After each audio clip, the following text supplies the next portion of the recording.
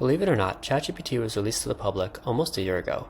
And now, I know many of you have heard a lot about ChatGPT and you've used it, maybe you've heard enough about it, but I think it's still worth discussing some points that still need to be addressed, some of which are still very active research areas in the LLM community. And for those of you who are still confused about how AI chatbots like ChatGPT actually work and what to make of the answers it gives you, keep watching as I go through a specific scenario. And we'll see where the strengths of these large language models are and where there are potential pitfalls. As an example, I'm going to ask both OpenAI's ChatGPT and Google's Bard some questions about a topic I'm familiar with, that is, at the risk of sounding self-centered, myself, Dan Capilupo, and the research I did back when I was an astrophysicist. So I know that I'm not a famous person and there isn't so much information about me out there on the open internet, so I thought it'd be fun to probe exactly what ChatGPT knows about me, which also will give a sense of how deeply OpenAI probed the internet. So I'm going to start off by simply asking ChatGPT, who is Dan Capilupo, and you'll see it says, I'm sorry, can't find any specific information about a person named Dan Capilupo and its knowledge base, which is current up to January 2022. Interesting that they call it a knowledge base, but okay. He may not be a public figure. All right, so just to try to give it some more context, we can say also known as Daniel Capilupo. And again, it says, I apologize, still don't have any information. So let's keep the conversation going. We'll say, give it some more context. He was an astronomer. And there again, ChatGPT, for those of you who haven't used it so much, it's a chatbot, so you can continue the conversation and continue to give it some context and play off of its previous replies. In this case, it's not really helping us. I'll give it a little bit more context. I'll say, Dan Capilupo used to be a researcher in astronomy, but now works as a data scientist. Dan Capilupo is not a widely recognized public figure. Fair enough. So now I'll take a different tack. Now I'm going to open a new chat, and I'm going to ask it about the research that I worked on back when I was an astronomer. So let's ask ChatGPT, what do you know about broad absorption line quasars? So I'll show some just from a different website, some artist conception of quasar. So just real quick, basically, a quasar has at the center a very massive black hole, and astronomers, we have very creative names. We call it a supermassive black hole. So it's an extremely massive black hole at the center. Most galaxies have a massive black hole at the center, and in some cases you have around this massive black hole a disk of gas and dust. You kind of think of it like if you remember CDs or DVDs, you have a disk with a hole in the middle, so you have the black hole at the center, and material is obviously falling into the black hole towards the center, but you have this massive disk around it in a quasar.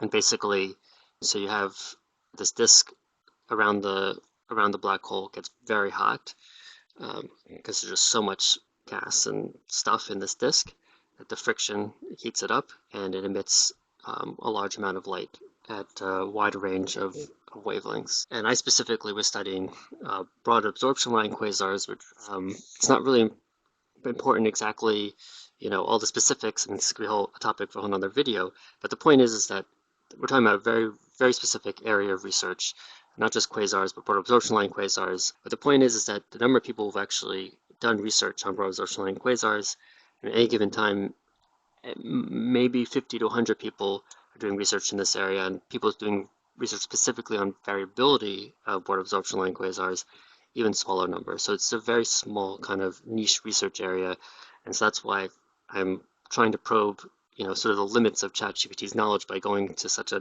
very small niche area. So it does know something about broad absorption line quasars, so it does give us some information about it.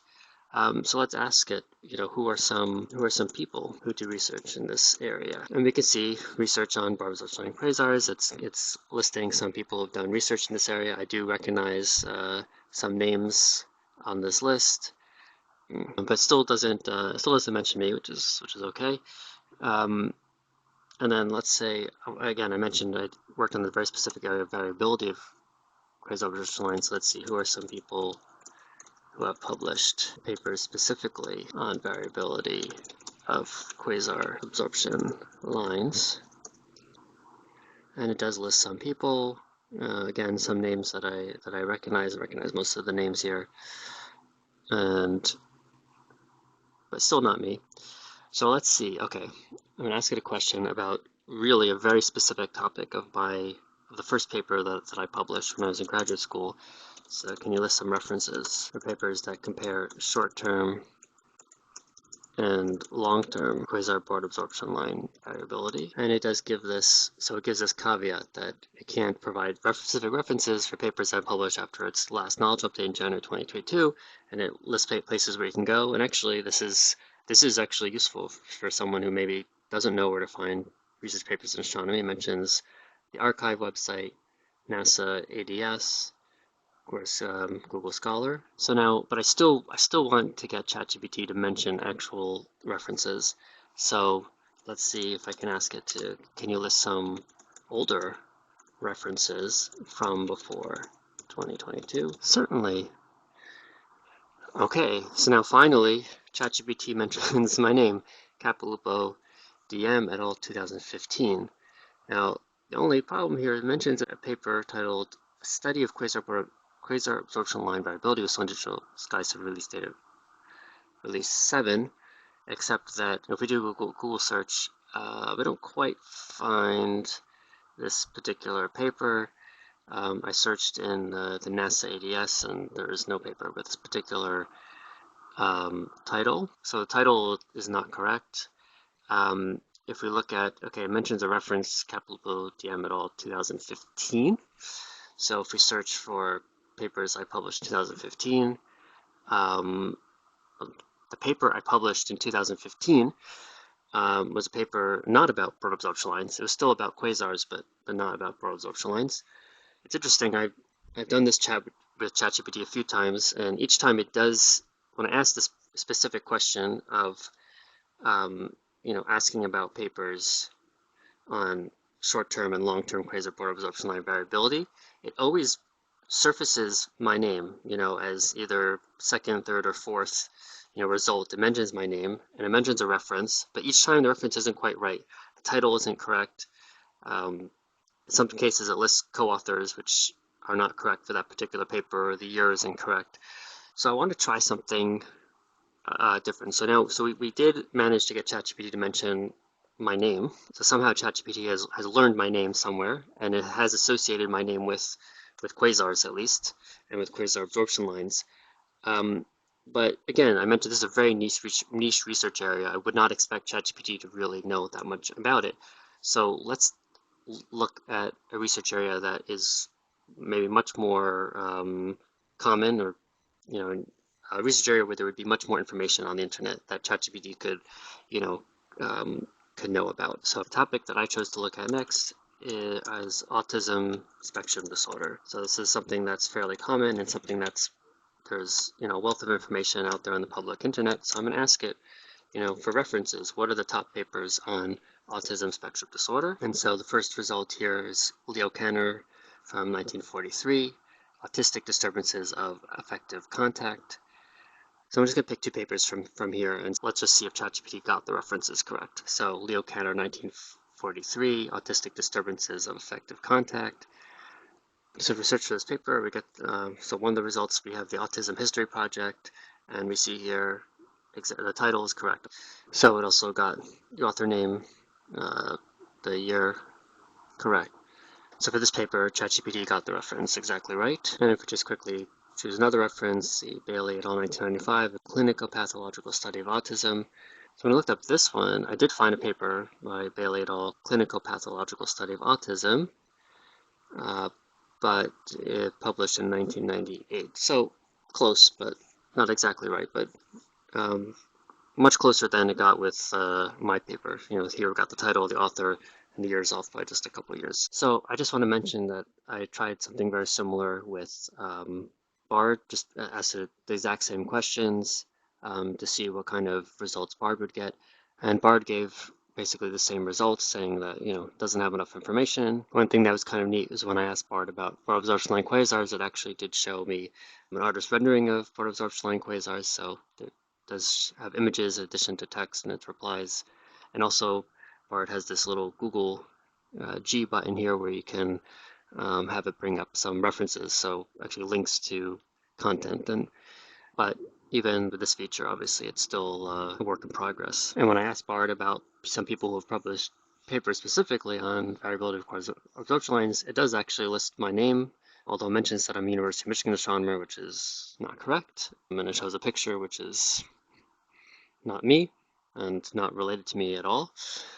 But it does show a picture here of one of my collaborators, a couple of my collaborators. Another thing I want to point out is when I asked Bard for specific references, it does mention a paper by myself with several collaborators, and it does give a reference when I hit that G button, and it highlights the reference to my paper in green. And when I click on that green link, it sends me to a paper that very much is not my paper. So that feature in Bard is obviously very much a work in progress. Now, again, I realize that many of you, perhaps even most of you, are aware that ChatGPT and Bard can, quote, hallucinate, and that they don't always provide factual information.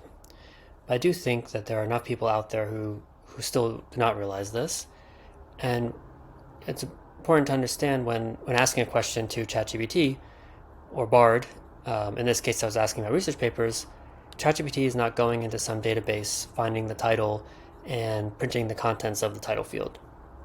And the truth is that the results that we saw in this video, they all kind of make sense given what we know about these generative AI technologies, because these chatbots work by predicting the next word in its output by probabilities. So in the case of my own research, there really isn't much out there on the internet about it. The answers I came up with are interesting though because they look so plausible, even to myself. In one of my interactions with ChatGPT, it listed two co-authors along with my own name, and one was my PhD advisor and the other a close collaborator of ours. So when ChatGPT was trained, it learned some vague connections between myself and these two other researchers and connected us to this very niche area of research of broad absorption line quasars. If we switch back to the other example, autism spectrum disorder, or ASD, this is a topic where there'd be much more discussion about it on the internet, and hence many more references online to these, quote, top papers. And as an aside, I love the disclaimer, at least on ChatGPT, they make about making determinations of what are the, quote, top papers. When I ran this query a few months ago, there was no such disclaimer. So they are clearly OpenAI and Google are actively working still on ChatGPT and Bard. And so your results may change even, in a couple months from now running the same queries. But with my own papers on quasars, I can think of only very few websites that would mention my paper, which brings me to another point that OpenAI really crawled all corners of the public internet. If ChatGPT is able to spit out some information about my own research, Dan Capilupo's research, then they really ingested like as much information, as much text as they could. And the fact that the information about the papers on ASD, autism, appear much more accurate than for my own papers, gives us some sense of when ChatGPT or Bard will be more accurate than at other times. If people are using ChatGPT or Bard as learning tools or learning assistants, they need to be able to figure out when to distinguish between accurate versus non-accurate information. And again, I find it sort of especially disturbing that even myself, who should know, I should know my own papers better than anyone, I was almost tricked into thinking, wait, did I publish a paper with this title? So all this to say is that we need to be careful with these tools, and let's keep discussing the implications. People are still actively using these chatbots, so we need to be aware of their strengths and weaknesses.